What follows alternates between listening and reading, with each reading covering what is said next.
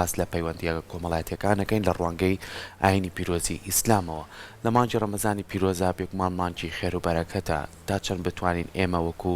میلەتی کورد کە میلەتێکی خۆمان کۆمەڵایەتین بەڵام هەندێک جار هەندێک هۆکار هەندێک ناکۆچی ئەبێتەوەی کە پەیوەندیەکان کاڵ بێتەوە و بە شێوەیە لە شێوەکان بتوانین ئێستا کە زۆر جاریش باسمان کرۆ تەکنۆلۆژیاوای کردووە کە پەیوەندیەکان بە شێوە لە شێوەکان دوورمان خاتەوە لە یەک تەنانەت وەکو خێزانێکیش بە تەلەفۆنێک یاخو بە نامەیەک یەکتر بەسەرەکەینەوە بەڵام ئێمە چۆن بتوانین لە ڕووی ئاینی ئیسلامەوە کە هەمیشە گرنگیەوە بۆی کە ئێمە وەکو خوشک و براکانمان هەمیشە دڵسۆز یەکتر بین هەمیشە بۆ یەکتر باش بین وسیلەی ڕەحم چۆن هەمومان بەیەکەوە کۆ کاتەوە و لە هەمان کاتی شاوی کە گرنگە ئێمە لە ناو کۆمەڵگاکەی خۆمانە لەم مانگی پیرۆزی ڕەمەزانەیە کە چەند ڕۆژێکی کەمان ماوە بەرەو جەژنی ژەڕۆین ئەگەر هەر ناکۆچیەک و هەر دابڕانێکە بووە توانین یەکتر بگرینەوە و یەکتر بەسەرکەینەوە جارێکی تر پەیوەندیەکانمان تۆڵ و تۆڵکەینەوە پرسیارەکە لێرە ئەوەیە لە ئاینی پیرۆزی ئیسلامە چۆن لەسەر ئەم بابەتە قساکرێت بۆ گفتوگۆکردن زیاتر لەسەر ئەم بابەتە میوانداری زۆر بەڕێز مامۆستا عیرفان فایقمان گرۆک و مامۆستایەکی ئاینی کە بەڕێزیان ئێستا لە ستۆدیۆ لای من میوانە مامۆستا زۆر بەخێر بێ بەیانی زۆر بەخێر بێ سەرەتا لەسەر چ بنەمایەک پەیوەندیە کۆمەڵایەتیەکانمان بتەو بکەینەوە لە ڕووی ئاینی پیرۆزی ئیسلام بسم الله الرحمن الرحیم سپاس بۆ بەڕێستان بۆ هاوکارانی جەنابت و بۆ کەناڵی کورسات زۆر بەخێر ئەم تەوەرە تەوەرێکی گرنگە زۆر جێگەی بایەخە و دینی زۆر ئیحتیمامی بەم بابەتە داوە چونکە ئینسان خۆی بە تەبیعەت مەخلوقێکی کۆمەڵایەتیە وەکو پێغەمبەریش فەرمێ صلی الله علیه وسلم خێر نییە لە کەسێکە کە نەتوانێت پەیوەندی هەبێ یا پەیوەندی لەگەڵ ببەسرێ ینی داخراو بێ لا خێرە فی من لا یەئلەف ولا یؤلف ینی ئەو کەسە سەرکەوتوو نییە کە نەتوانێت خۆی ڕەبت کا لەگەڵ خەڵکی تر یا خەڵک وا کراوە بێت کە خەڵک ڕەبتی لەگەڵ ببەستێ ڕاستیا ئێمە زۆر گرنگە شتەکانمان ببەسینەوە بە لایەنە دینیەکە بۆ ئەوەی کەوا زۆر بە گرنگ سەیری ئەم ئیشە بکەین و بە فەریزەیەکی دینی بزانین ئیرتیباتی ئیشەکانمان بدەین بە قیامەت بە مەبدەئی سەواب و عیقاب بە کوردی بڵێن بە مەبدەئی پاداشت و سزا ینی پێمان وابێ هەموو ئیشەکانمان هەموو وتەکانمان هەڵسوکەوت و دانیشتنەکانمان وەکو واجباتێکی دینی سیر بکەین پێمان وابێ لە هەر کارێکی باش ئینسان پاداشت وەرەگرێ لە بەرامبەر هەر کارێکی خراپ و هەر وتەیەکی خراپیژان ئینسان تووشی لێ پێچینەوە و سزا ئەبێ ئەگەر ئینسان بەم نەمەتە سەیری ژیان بکە لە پەیوەندیکردنی لەگەڵ خوای خۆی لەگەڵ مجتەمع لەگەڵ کەسانی دەوروبەری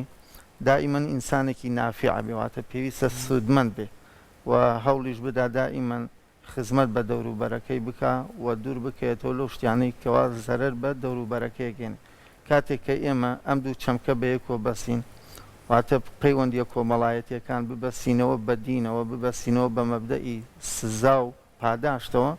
ئەو کاتێ ئێمە زۆر سوود لە ئیشەکانمان ئەبینین و پەیوەندیەکانمان زۆر سەرکەوتوو باشە بێ بەڵێ کەواتە مامۆستا ئێمە وەکو کۆمەڵگای خۆمان وەکو هەموو ئەو کەسانەی کە مسڵمانیشن ڕۆژانە ئەگەر هیچ بەرکەوتنیشن نەبێت لە کاتی نوێژەکانە لەوانەیە لە مزگەوت یەکتر بگرن و پەیوەندیەکان دروست بێتەوە لە ڕووی ئاینی ئیسلامەوە تا چەند گرنگی بۆ پەیوەندیە کۆمەڵایەتەکان درراوە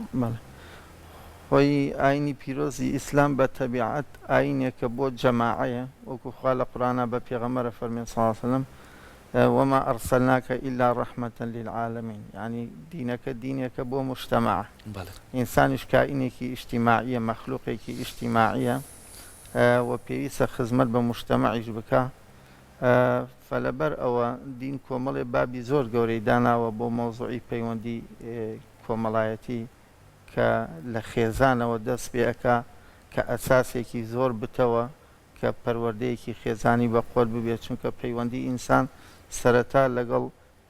خێزان دەست پێکا خێزانەکەی اینجا لەگەڵ مناڵەکان لەگەڵ دایک و باوک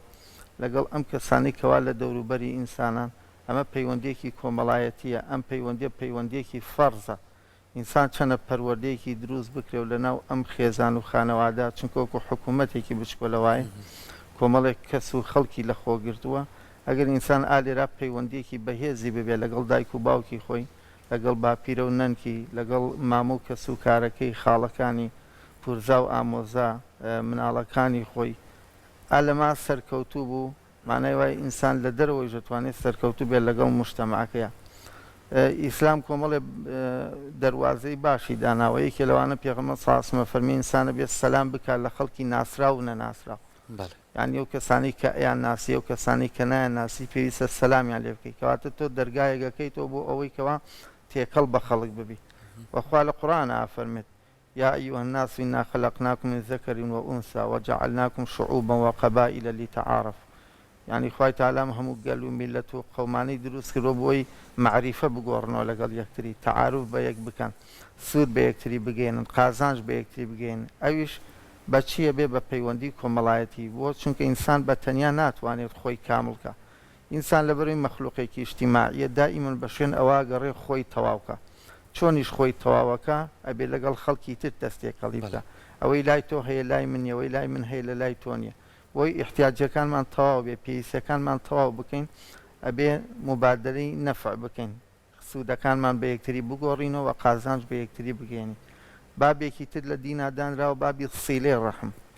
واتە پاراستنی پەیوەندی کۆمەڵایەتی، پەیوەندی خزمایەتی، ئەو عەلاقەتی کە لەگەڵ خەڵکا هەیە کە بێتە ڕەحمێک، سۆزێک، بەزەیەک لە بینی تۆ ئەو خەڵکەیە. بەدەیان ئایەتی قورئان زۆر تەرکیز دەخاتە سەر سیلەی ڕەحم و بچڕاندنی ئەم سیلەیە زۆر زیان بە دین و دنیای ئینسان ئەگەێنێ. لە چەندین ئاەتا هەڕەشە هەیە لەسەرەوەی کە ئینسان پەیوەندیەکی دروستکرد نەی بچڕێنێ، ئەو عەلاقاتانە تێک نەدا. ئێمە زۆر ئەبیسین لە مامۆسایانی ئاینی بەتایبەت لە جومعەکانە، لە جەژن و ڕەمەزانەکانە زۆر تەرکیزەخەنە سەر بابی سیلەی ڕەحم، بتەوکردنی پەیوەندی کۆمەڵایەتی. لە کاتێک ئێمە خۆمان الحەمدولیلا میلەتی ئێمە میلەتێکین لەبەرەوەی لایەنی خێڵەکی و عەشاری زاڵە، خەڵک زۆر تێکەڵی یەکتریە، پەیوەندیەکی زۆر باش و بتە و لە ناو خەڵک و میلەتەکەمانە هەیە، لە باو باپیر و کەسوکارمانەوە ئەم کاریگەریەمان بۆ ماوەتەوە. والحەمدولیلا دین تەئسیرێکی زۆر ئیجابی و گەورەی بووە لەسەر ئەم کایە و ئەم لایەنە کۆمەڵایەتیە. زۆر باشە. مامۆستا لەگەڵ ئەوەی کە ئێستا لە مانگی پیرۆزی ڕەمەزانین، ئەو بە شێوەیەکی گشتی کە لایەنی ئیسلامە ئاوا گرنگی بە پەیوەندی کۆمەڵایەتەکانە، لەم مانگەیە چەند گرنگە ئێمە جارێکی تر ئەگەر ناکۆچیەکمان هەیە یاخۆ هۆکارێک بووە بەوەی کە دابڕان دروست بووی تر لە خێزانە بێ یاخۆ لە خزم و کەسوکارا بێ، لە دراوسیا بێت، چۆن بتوانین لەم مانگەیە زیاتر گرنگی بین بەوەی کە ئێمە زیاتر دڵمان گەورە بێ بچین کەسەکانی بەرامبەرمان ئاشکەینەوە و دەستکەینە ملیان. وەک جەناب دەفەرمی و دینی زۆر باسێکا، زۆربەی نوسوسە دینیەکان ڕوو لە جەماعەکە و پێغەمبەریش دەفەرمێت صلی الله علیه و سلم یەد الله مع الجەماعە، یعنی بەرەکەتی خوا دائیمەن لەگەڵ جەماعەت و قەرەباڵغیایە، لەگەڵ ئەو پەیوەندی کۆمەڵایەتیانایە کە ئەبەسێ. ئێمە بینین ئەمڕۆ کۆمەڵگەی ئێمە لە مزگەوتە، لە مەکتەبەکانە، لە شوێنی ئیش و کارەکانمان زۆر تێکەڵی یەکتری ئەەکەین. ئەم تێکەڵبوون و هینە بەتایبەت لە مانگی ڕەمەزانە لەبەرەوەی بینین قەرەباڵغی مزگەوتەکان ئینسان نوێ ئەبێتەوە، لایەنی زەمیری ئینسان، لایەنی ئیمان و ڕۆحیەتی ئینسان، بەرگێکی تازەیەتەوە بەبەری ئینسانە، چونکە ئینسان ئەم ڕەمەزانە مانگی خەڵوەتە لەگەڵ خۆیان ئینسان، بۆیە پێداچوونەوەی بە ژیانی خۆیان ئەکا، ئەو شتێک کە خوا پێی خۆشەوەی کە خوا پێی ناخۆشە ئینسان ئەیکا. لەم مانگەیە ئەم مانگە دەرفەتێکی زۆر باشە بۆ پەیوەندی کۆمەڵایەتی، چونکە مزگەوتەکان زۆر قەرەباڵغە بن، فەقیر و دەوڵەمەند زۆر تێکەڵی یەکتری ئەبن، دراوسێکان و خزم و قەوم و کەسوکار، نوێژخوێنەکان، خەڵک بەعام پەیوەندیان زۆر زیاتر ئەبێ، زۆرتر بەر یەککەوتن و چاوپێککەوتن هەیە، وە گیانی هاوکاری و هاریکاری لە مانگەیە زۆر زۆرە. سفرە و خوانی فەقیر و هەژار، دراوسێکانمان، خزمەکانمان، کەسوکارەکانمان سەیرەکەین سفرەکانیان ڕازاوەترە بەچی؟ بە هیمەتی ئەو کەسانی کەوا هەیەە، بە هیمەتی ئەو کەسانی کەوا دەوڵەمەندن، بە هیمەتی ئەو کەسانەی کە گیرفانیان پڕە، عەتف و سۆزیان ئەجوڵێ لە بەرامبەر ئەو پەیوەندیە کۆمەڵایەتی کەوا هەیە کە ئینسان بە واجبی سەرشانی خۆی ئەزانێ. ئەو کەسانی کە دەخلیان کەمە، ئەو کەسانی کە فەقیرن، ئەو کەسانی کە براو خوشی ئەون لە ڕووی دینەوە، چونکە خوا لە قورئانە فەرمێ إنما المؤمنون إخوة، ئەمە ئەساسی پەیوەندی کۆمەڵایەت، یعنی ئێمە وەکو برا وەکو خوشک تەعامل لەگەڵ یەکتریا بکەین، خۆ لە ئەساسی ژا هەموو ئینسانەکان نەوەی ئادەمن، واتە ئێمە لە ئەساسا ئێمە لە یەک عایلین، هیچ کەس لە کەس زیاتر نییە. مادەم ئێمە ئەساسەکەمان نەگەڕێتەوە سەر یەک عایلە، بەو نەمەتە معاملە لەگەڵ یەکەین کە خوشک و برای یەکترین کەواتە گیانی هاریکاریمان بۆ یەکتری زیادە بێ بە تایبەت لە مانگی ڕەمەزانە و زۆر تەرکیز دەخرێتە سەر گیانی برایەتی ئەو پەیوەندیانەی کەوا بشرابوون نوێ بکرێنەوە تازە بکرێنەوە بۆیە پێغەمبەر صلی الله علیه و سلم فەرمێت ئەگەر 3 ڕۆژ دابڕان بوو لە بینی دوو عایلا بۆیە 3 ڕۆژ جاری وا هەیە ئینسان کە موشکیلەیەک ڕوو ئەدا یەش و ئازارێکێتە بینی دوو نەفەر یا دوو عایلە یا دوو بنە ماڵە حتا بینی دوو دەوڵەتیش بۆ ئەوەی کەوا تا سار دەبێتەوە ئەو ڕقوکینە و بغزە لە گەرما و گەرمی ئیشەکە دروستە بێ 2-3 ڕۆژێک وردە وردە ئینسان شیفای بۆیە بەڵام نابێ تەجاوز بکە لە 3 ڕۆژ ئەبێ ئینسان هەوڵی چاکردنەوەی بکە و بغز و ئینسانێکی بغزاوی نەبێ بۆی پەیوەندیەکان تێک نەچن نابێ ڕقوکینە لە دڵ و دەرونی ئینسان نابێ پەیوەندی کۆمەڵایەتیەکان شیفای ئینسانەدەن تەندروستی ئینسان بەهێزەکەن بەڵام بەعکسەوە ئینسان ئەگەر بغزی بوو ئینسانێکی ڕقاوی بوو کەسێک بوو پەیوەندیەکانی زوو تێکەدا نەیەتوانی لەگەڵ کەسا هەستێ و دابنیشێ ئینسانێکی کۆمەڵایەتی نەبوو بە کەڵکی کەس نەئەهات کەس بە کەڵکی نەئەهات بەڕاستی ئینسانە لە ڕووی دەرونی ژۆن نەخۆشە هەر تووشی نەخۆشی زۆر ڕاستە دا ئەبڕێ دەستخۆش بێ مامۆستا لەگەڵ گفتوگۆکانمانە هاوکارانمان ڕاپرسیشان بۆ ئامادەکردوین بزانین هاوڵاتیان چۆن باسی پەیوەندی کۆمەڵایەتیەکانەکەن وە لە مانگی پیرۆزی ئیسلامە چۆن بتوان جارێکی تر ئەو پەیوەندیە پتە بکرێتەوە با بە کۆبینەری و ڕاپرسێمین فەرموو بۆچی ئێستا سەردانیکردن خزمایەتی لە نێوان یەکتریدا نەماوەکو جاران سەردانی یەک ناکەین دۆستایەتی کاڵ بۆتەوە ڕق بەرامبەرێک کاڵ دەگرین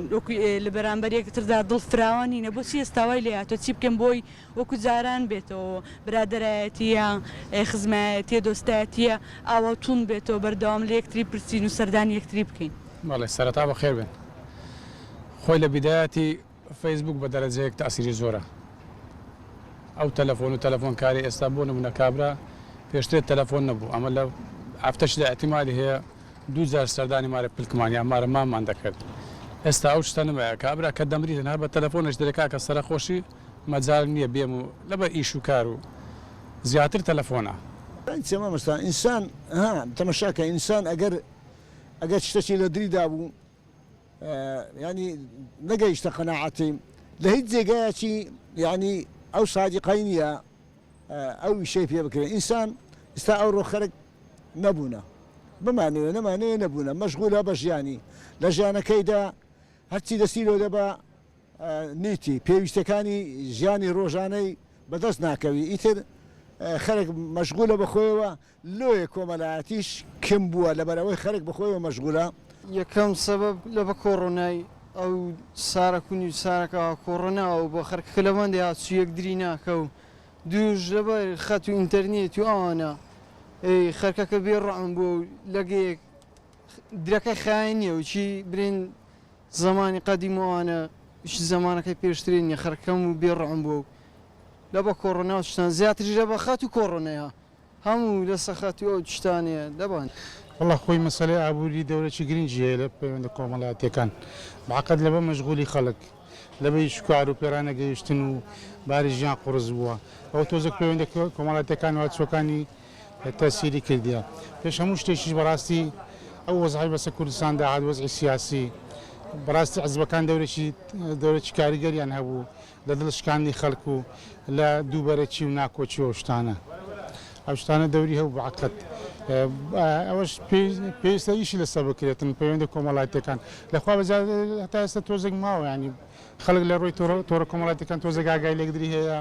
تازی ئەو شتی یەک دەکەن سەردانی دەکەن بەڵام وەکو پێشتر نییە زاران ڕەحمە بوو ئەوە هەبوو قیەمە بوو ئەخلاقە بوو عالم هات سۆیەک دەکرد عالم داهاتە ماڵ ئەو داهاتە ماڵ ئەمن مالی خوشکم مالی برام 2 ساڵە نەسوماریان لە بۆی ڕەحم نەما ئەوە نەمایە وڵا بەنسبەت پەیوەندی کۆمەڵایەتەکان لە ڕەمەزاندا زیاتر دەبێت بۆی ئەوەی شەوان خەڵک بێ ئیشە مانای دەگەڕێت بۆ لای خزم و کەس و کارەکانی و ئیش و کارەکان الحەمدوللا زۆر باش دەڕوە دەستخۆشی بۆ هەموو بە ڕێزانی کە بۆ چوونی خویانوت و دەستخۆشی بە هاوکارانمان بۆ ئامادەکردی و ڕاپرسیە مامۆساوەکو گوێبیست بووین کۆمەڵی هاوڵاتی باسی تۆڕە کۆمەڵایەتەکانیانە کرد کە بەشێکی زۆر زەڕ و هۆکارێکی سەرەکیە بۆ دوورکەوتنەوە لە یەکتر واندەی کەشیان باسیەوەیە کرد کە ئیش و کاری ڕۆژانەمان ڕێگەمان پێنایە کە بەردەوام هاتوچۆی یەکتر بکەین کەواتە ئەم تەکنەلۆژیایی کە هاتۆتە ناو ئێمە تا چەند گرنگە ئەو بەشەی سوودی لێبینین نەک بەکاری بێنین بۆی کە من سەردانی خوشکەکەم نەکرد دایکم نەکرد بە تەلەفۆنێ هەواڵێکی پرسم زۆر جاڵە جوابیشی نێوە تۆ خۆم تەلەفۆنەکەم کردووە ئەمە چەند گرنگە ئەوان تەرکیزیان خستە سەر دوو سێ خاڵی زۆر گرنگێکێک لەوانە تۆڕە کۆمەڵایەتیەکان یا شاشە بە شێوەیەکی عام ڕاستە ئێستا پەیوەندیەکان زۆر قەرەباڵغ بوون یعنی ئینسان وە ئیجابەکە لەگەڵ ئەوەندە خەڵک علاقە و پەیوەندی هەبێت کە فریایان بکەوێت ناکری ئینسان کۆمەڵێ شتی زۆر بەدەستەکانی هەڵگرێک کە نەیانتوانی ئێمە لە جیاتیەوەی پەیوەندی لەگەڵ 1000 کەس بێت 2000 کەس بێت چونکە فریای ناکەوی کە فریای ناکەی و کاتە پەیوەندیەکان تەندروست نابن لە جاتی فریای 2000 کەسکەی تۆ فریای 50 کەس ئەەکەوی لە ڕاستیا بتوانی کە حەق و حقوقی بپارێزی ئێمە زۆر پەیوەندیەکانمان دەوروبەرمان جەنجاڵیان کردوین لەبەرەوە ئەبینی پەیوەندیەکان سارد بوونەتەوە تۆ فریای کەسیان ناکەوی حەقی خۆی بدەیتێ تۆڕە کۆمەڵایەتیەکان وایان لە ئینسان کردووە جەنجاڵیان کردووە دەوروبەریان قەرەباڵغ کردووە ئیشەکانی دەوروبەری زۆر بووە بە بەرگێکی تر ئەمڕۆ خەڵک پەیوەندی و علااقاتی زۆر لەبەرەی پەیوەندی و علااقاتەکانی ئەمڕۆ زۆر تەندروست نین بۆیە تەسیری کردووە لە ژیانی کۆمەڵایەتی خەڵک بەڵێ تۆمەڕە کۆمەڵایەتیەکان شاشە بە شێوەیەکی گشتی پەیوەندی کۆمەڵایەتی بەرەو کاڵبوونەوە بردووە بەو معنایی کە ئینسان فریای ناکەوێت حەقی خۆی ناداتێ تۆ چەنە پێویستە ڕۆژانە لەگەڵ دایک و باوکت ببی لەگەڵ منداڵەکانت لەگەڵ دراوسێ لەگەڵ خزمەکانت لەگەڵ هاوپیشەکەت کە تۆ فریان نەکەوتی بە بۆنەی شاشەکان بە بۆنەی تۆڕە کۆمەڵایەتیەکان کەواتە تۆ حەقی خۆت نادەی بەمیشە کە حەقی خۆی پێنەدا ئینسان فریایی هیچیان ناکەێت بەڵێ تۆڕە کۆمەڵایەتیەکان زەرریان داوە لایەنی سلبیاتی زۆرە بۆ پەیوەندی کۆمەڵایەتی چونکە پەیوەندی کۆمەڵایەتی زۆر کردووە بەبێ ئەوەی ئینسان فریایان کەوێت اینجا لایەنی فەقیری و هەژاری لە ڕاستیان ئینسانەگە برسی بوو تین و بوو قەیرانی دارایی بێبازاری بێنان و ئاوی واکە لە ئینسان فریای پەیوەندی کۆمەڵایەتی ناکەێت ینی لایەنی مەعیشەتی ئینسان تەسیرە کاتە سەر ئەو کەسە بۆ ئەوەی نەفریای خزم بکەێت نەفریای قەومەکە سوکار نەفریای مشتەماکەی کەوێت نەفریای دایک و باوک و منداڵەکانی خۆی کەوێت مەجای نییە کاتی نییە بۆی لەگەڵ یان دانیشێ وەکو پێویست حەقی خۆیانیان بات لە ڕاستیا وای بەداخەوە یەکێکی تر لەو شتانەی ئیشارەتیان پێکرد زۆری هێز و لایەنەکان لەم وڵاتەی ئێمەیە لە تەواوی عێراقا بڵین لە شەرقی ئەوسەتا ڕۆژهەڵاتی ناوەڕاست یا بڵین بە شوەیەکی گشتی تەواوی دنیا لەبەرەوەی بووە دنیای ڕێکخراوی زۆر و لایەنی زۆر و حیزبی زۆر ئەمەش تەسیری بۆ لەسەر دڵشکاندنی خەڵک لەسەر کاڵبوونەوەی ساربوونەوەی خەڵک لەسەر بشرانی پەیوەندی خەڵک بەڵام ئێمە لە کۆتاییە لە ئاخیرا بینەوە بۆ ئەوەی کەوا پێویستە تۆ دایک و باوک لێت ڕازی بێ اینجا خوارد لێ ڕازیە پێویستە دراوسێت لێ ڕازی بێ اینجا خوارد لێ ڕازیە پێویستە دەوروبەرەکەت لێت ڕازی بێ اینجا خوارد لێ ڕازیە کەواتە بێ حەق بدەی بەم شتە کە من مەرحەبایی تۆم کرد علاقەم لەگەڵ توە بۆ بێ حەقی خۆتی بەمێ من ئالم لێرا دابنیشین لەگەڵ 100 کەس دابنیشی ناتوانین حەق بم بەگشتی لەبەرەوەی کە حەقت نەدا بە شتەکە شتەکە بە کاڵ و کورچی چوو بەڕێوە ئەو کاتە هەردوو لامان زەرەرەکەین چی بۆ لایەنی دنیا زەرەرەکەین چی بۆ لایەنی قیامەت زەرەرەکەین پێویستە هەموو لایەکمان پەیوەندیەکانمان کەم و پوخت کەینەوە بۆی بتوانین فریاکەوین و لەگەڵ ئەو هاوڕێ کە زۆر لە کاتمان ئەگرێ کاتەکانمان ئەدزێ بۆ خۆی سوودیشمان پێ ناگەێنێ و دیراساتی تازەش ئەڵێ بە تایبەت بۆ مناڵ هەتا ئەگاتە تەمەنی 15 ساڵ بە شێوەیەکی زۆر کس زۆر سست شاشەکان ئەتوانن گەشە بە مێشکی مناڵ بڵێ زەرەریان زیاترە لە قازانجی لەبەرەوەی ئینساندا ئەبڕێ لە مشتەما پێویستە ئێمە شتەکانمان ببەسینەوە بەخوا بیبەسینەوە بە قیامەت پەیوەندیەکانمان کاڵ و کرج نەکەینەوە ئەو برادەرە بوتی ئەو پیاوە فەرمووی لەگەڵ برایەکمەوە 2 ساڵە نەچوومەتە ماڵی بەڕاستی ئەمە چی لە لای خوا قبوڵ نییە چی لە لای دین چی لە لای عورف و عادەت لەوە چێ ئەو بڕوا بەڵام ئەوان نەیەن یا وەکو پێویست سەردانی یەک نەکەن یا بە تەلەفۆنێک ئیشەکان بەڕێوە بچێت ماخول نییە ئینسان بۆ نمونە لەگەڵ خزم و کەسە نزیکەکانی فریان نەکەوێت حەقی خۆیانیان بدات زۆر باشە مامۆستا باسی خاڵێکی کە بکەین کە زۆر گرنگە ینی زۆر کات ئێمە لە ناو کۆمەلگایە لە بازار ڕابێت لە شوێنە گشتیەکان نابێت هەوڵەین کە بەردەوام سە وەکو بە ڕێز ئاماژۆ پیا سەلامەکەین دوایی پرسیارە لامان دروستەوە من سەلامم لە کەسێک کرد جوابی نەیەمەوە هیتم نیش سەلامەکە ناکەمەوە چەند گرنگە تۆ دڵێکی گەورەتە بێ ئەم سەلامە نەکەی بە هۆکارێک بۆی کەیتر تۆ لەگەڵ ئەم کەسەیە هیچ پەیوەندیەکە نەبێت بەردەوام دڵت فراوان بێ بۆی کە چەند ڕۆژی کە تۆم سەلامە بکەی تاو کەسە خۆی هەست بکە بۆی کە تۆ چەندە کەسێکی باشیت خۆی پێغەمبەر صلی الله علیه و سلم ليس الواصل بالمكافئ يعني ناکری ئینسان ئیشەکانی بمقابل بیکە وەڵام من سەلامەکەم توی شەبێ بیکەیتەوە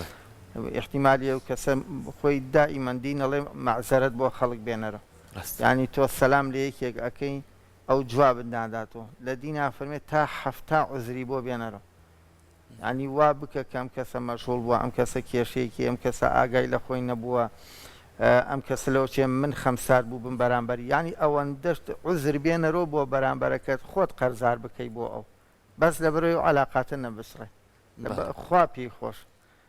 ئەم پەیوەندیانە لە دینە مادەم ئێمە خۆمان گشتمان بە براو کە سوکاری یەکتری سیر بکەین ئێمە مجتەمەعێکین قەومی یەکین کە سوکاری یەکین بنەماڵی یەکین خزمی یەکین پێویستە لەسەر ئەساسی مەنفەعەت ژیانمان گرێ بدەین بە یەکەوە نابێت لە بەرامبەری ئەوەی کە ئەو وەنمونە ساردە تۆش ساردی پێغەمبەر صلی الله علیه و سلم فەرمێ فەعفو عەمەن ظەلەمەک وەصل من قەطەعەک ئەڵێ ئەوە گرنگە ئەوە ئازایەتیە کە تۆ کەسەی کە زوڵمی لێ کردووی ستەمی لێ کردووی ینی وەکو پێویست نەیتوانی و حقوقی تۆ جێبەجێ بکە تۆ هەوڵ بدەی و عەلاقاتە نەبچڕێنی بەڵکو ئەویش بتوانێت وردە وردە ئەو حەقانی تۆ بپارێزێت ئەو ئەرکەی کە لەسەر شانی ئەوە ئەویش بێتۆ مەیدان بە خۆیان بچێتەوە ئەرکەکانی خۆی جێبەجێکە کەواتە تۆ مەی بچڕێنەکەەوە بچراندووی کە بینی ئەو زوڵمی لە تۆ کردووە ستەمی لە تۆ کردووە تۆ هەوڵ بەوا بکەی ئیسلاحی ئەو بینە بکەی هەتا ئەویش بە خۆیان بچێتەوە یا سیل من قەطەعەکە پێغەمبەر صلی الله علیه و سلم فەرمێ ئێوە سیلێ ڕەحم بەرامبەر ئەوانە جێبەجێکن کە ئەوان قەطعی ئێوەیان کردووە لەوە چێ وردە وردە ئەوانیش بێنەوە مەیدان هیدایەت وەرگرن یا لەوە چێ مەشغەڵەتی دەوروبەری ئەو عەلاقاتی زۆری ئەو هەندێ شدوای کردبێت کە ئەو دابڕاوە پەیوەندیەکانی کەم کردوەتەوە بەڵکو بەوەی کە تۆ ئازایەتیەکەی ئیسلاحەکەیت و مەصلیحی ئەویش وردە وردە بێتەوە مەیدان و سەرخەتی دروست زۆر باشە مامۆستا دوایین پرسیارم چەند گرنگە ئێستا لەم مانگە پیرۆزەیە مسلمانان بە پیر و گەنجەوە هەمویان لە کاتی نوێژەکانە و لە کاتی بەربانە و شەوانیش بۆ لەیلەتول قەدر و بۆ شەو نوێژ ڕۆکەنە مزگەوتەکان بەڵامی تر لە دوای جەژن هەوڵ بن ئەمە بەردەوامی هەبێ و کاڵ نەبێتەوە نەکرد لە ماجی پیرۆزی ڕەمەزانە و ئەمە بۆ هاوڵاتیان و ئێوەش وەکو مامۆسای ئاینی تا چەند لە مینبەرەکانتانەوە خەڵک وشیارەکەنەوە کە بەردەوام بێن لە مزگەوت بن و تاعاتەکانیان لەوێ بکەن بەڵێ وەڵا ئێمە ئەوە حەقیقەتێکە چونکە پێغەمبەر صلی الله علیه و سلم فەرمێ یەکێک لەو ئاەتانەی کە زۆر منی مەشغوڵ کردووە ئاەتی فەستەقیم کەما ئومیرتێ واتەی ئیستیقامەت ببێ بەردەوام بی لەسەر ئیشەکان ئەدوەموه وئین قەل پێغەمبەر صلی الله علیه و سلم فەرمێ ئەگەر ئیشەکان کەمیش بێ بەردەوام بی لە ڕاستیان مانگی ڕەمەزان دەورەیە یعنی خولێکە ئێمە بینیمانە ناکری ئینسان بچێتە دەورەیەک بچێتە خولێک بچێتە دەرس و دەورێک ماوەیەک پێوەی مەشغوڵ بێ یەک مانگ خەریکی ئەو دەرس و دەورەبی سوودی لێ نەبینی پێویستە ڕنگدانەوەی ببێ مانگی ڕەمەزان لەسەر ژیانی خەڵک وەکو خوا لە قورئانە فەرمێ وەلا تەکونوا کەلەتی نەقەضە الغەزلە ئەتا ئاخری ئایەتەکە وەکو ئافرەتم ببن کاتی خۆی لە شاری مەکە ئافرەتێ بوو دەستێک کرد بە چنین ڕستن و چنینێکی زۆر جاری وا بوو فەرشێکی دروستە کرد بەتانیەکی ئی نەکرد لە ئاخیرا دوای کە تەواو بوو خۆی هەڵیەوەشاندو ینی ناکری ئینسان خەرمانێکی کۆ کردوەتەوە ئیستیفادە لەم خەرمانە نەکە یا بڵێ پارەیەکی زۆرت کۆ کردوەتەوە مانگی ڕەمەزان وەکو پارەیەک وایە بۆ دنیا و قیامەتی ئینسان کۆی کردوەتەوە خەرمانێکە قازانجێکە بەدەست ئینسان و ناکرێ ئەم قازانجە ناکرێ ئەم سەرمایە تۆی استیفادەی لێ نەکەی بۆ 11 مانگەکەیت هەموو ساڵی ئێمە مانگێک دەورە ئەبینین بۆ نوێکردنەوە چونکە مانگەکە مانگی خەڵوەتە خەڵوەت لەگەڵ خوا لەگەڵ مزگەوت لەگەڵ ژیانی خۆت بە خۆداچوونەوە پیاچوونەوە بە عەلاقات بە دەوروبەر بۆیە ئەبینی گیانی برایەتی و تەبایی هەموو کەسێک لە مانگی ڕەمەزانە دەستەکا بە گیرفانیا تەنیا گەر بە سەدەقەی فیتریش بێ واتە بە سەر فیترەدان بێ ئیلا تۆ گەر بە تەنیاش بی ئیلا ئەبێ لەم مانگا بەخشینێ هەبێ واتە بە 3000 دینار وەکو دانراوە هەموو کەسێ مناڵێک لە دایکە بێ ئالەم ماگا پێغەمبەر صلی الله علیه و سلم فەرموویەتی حتا ئەخیر ڕۆژی ڕەمەزان تا سیهەم ڕۆژی ڕەمەزان کە بانگی مەغریبەدا منداڵێ لە دایک ببێ تۆ خێرێکی بۆ ئەەکەی پارێک لێدەی بە دراوسەیەکت بە خزمێکت بە قەومێکت ئەم پارەشە مەحەبەت دروستەکە کەواتە تۆ لەگەڵ منە عەلاقەیەکت هەیە پەیوەندیەکت هەیە هەدیەیەک لە بینمانایە تەهادە و تەحاب بوو هەدیە بۆ یەک ببەن ئەم پارە هەدیەیەکی باشە کەمە هاوکاری یەکتریەکەین بەڵام بەداخۆوەکو بە ڕێزێک باسی کرد لە شاشەی تەلەڤیزیۆنە وتی لە کوردستانی ئێمە 750 ملیۆن دۆلار زەکات هەیە ئەم 750 ملیۆنە 75,000 دەفتەرەکە تۆ گەر بیهێنی هەر گەنجێک ئەگەر خەڵک زەکاتی بایام چەند عەلاقاتەکەی بە قووەتە کرد هەر گەنجێک دەفتەرێکت پێ بدایە بۆ ژنهێنان یعنی توانی یەک ساڵیش کرێی خانووی پێ بدا ژنیژی پێ بێنێ کەمێک ئەساسی ماڵیش بکە هەموو گەنجێ بە دەفتەرێ توانێەوە بکە ئیلامەگە بڵین مەساریفێکی زۆر بکرێ وەیلا بە شێوەیەکی گشتی لە 15 مسقال و 20 مسقاڵە بۆ ئافرەتێک بە 50 وەرەقە تەواویەکەی 20 وەرەقەیە کە دەی بە ئەساسی ماڵ 20 وەرەقەیەکیش بۆ ئەوەی شتێکیژی بەدەستەوە بێ و کرێی ساڵێکیش بدا بەداخۆکە و زەکات و خێرە ناکرێ دەوڵەمەنەکانمان وەکو پێویست گرنگی نازانن گرنگی ئەم زەکات و سەرفیتە چەنە مهمە ئەگەر بیژی دەی بە خانوو بۆ گەنج ینی خانوویەکی بەسیت لە شوێنێکی قەراخە شارەکانیش بێ بە 2 دەفتەر بێ تۆ توانی هەموو ساڵێک ئابەوەندە پارە 40,000 کەسی بێ خانوو بکەیتە خانووی خۆی ڕاستە چەنە گرنگە دین چەنە تەرکی زەخاتە سەر لایەنی مادی کە یارمەتی یەک بین پەیوەندەکانمان بتۆکەین فەقیرەکانمان بێنینە سەرەوە بۆ ئاستی ژیانی دەوڵەمەنەکان بێنان و ئاو نەبن فەقیری و قەیرانی دارایی ئەوەندە مەشغوڵیان نەکە فریای عەلاقاتی ئیجتیماعی نەکەون فریای لایەنە کۆمەڵایەتیەکان نەکەون بەداخەوە کە ئەوە بە هیوای ئەوەی ئەمە زۆر گرنگی پێ بدرێت و بتوانن بە شێوە لە شێوەکانمان هاوکاری یەکتر بین ئەم هاوکاریە ژواکە کە پەیوەندیەکانمان زیاتر بتەوە بێت دووبارە سپاس بۆ تۆ مامۆستا سپاس بۆ ئامادەبوونت زۆر خۆشحاڵ بووین کە لێرە بووین بۆ هەموو ئەم بەڕێزان